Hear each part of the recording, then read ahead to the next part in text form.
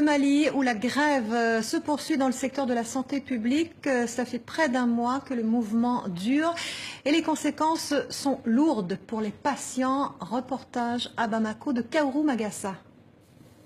Devant les centres de santé de Bamako, pas un patient en vue, ou presque. En temps normal, tous ces bancs sont occupés.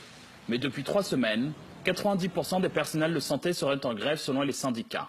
Sinali Ouattara vient rendre visite à sa femme dans un dispensaire qui a bien du mal à fonctionner. Ça fait bientôt 11 jours on est là dans cet hôpital d'accouchement. Jusqu'à présent, c'est aujourd'hui ce matin même nous a libérés. On a eu tas de problèmes avec les grèves qui se passent actuellement, c'est pas du tout facile. Son épouse, Madiara, vit une grossesse difficile.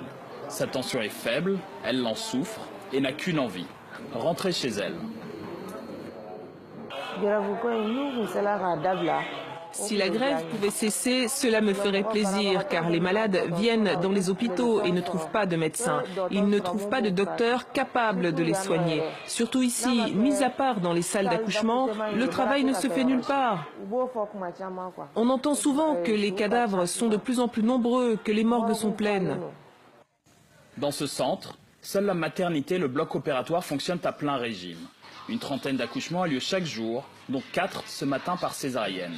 Les médecins présents se défendent donc d'abandonner leurs patients. Les gardes sont assurés, les interventions, les urgences sont prises en charge.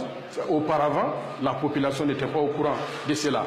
Ils accusaient les médecins à tort, mais maintenant ils ont compris. Ils pensent que les médecins gagnent des millions par mois, mais ils ont compris que les médecins ne gagnent que des miettes.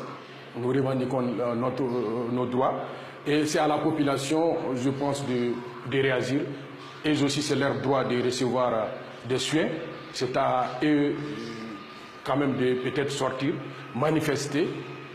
Les syndicats, réunis à la Bourse du Travail, maintiennent leurs revendications. À l'unanimité, ils se prononcent pour la poursuite de la grève d'un mouvement social qui perdure depuis près d'un mois.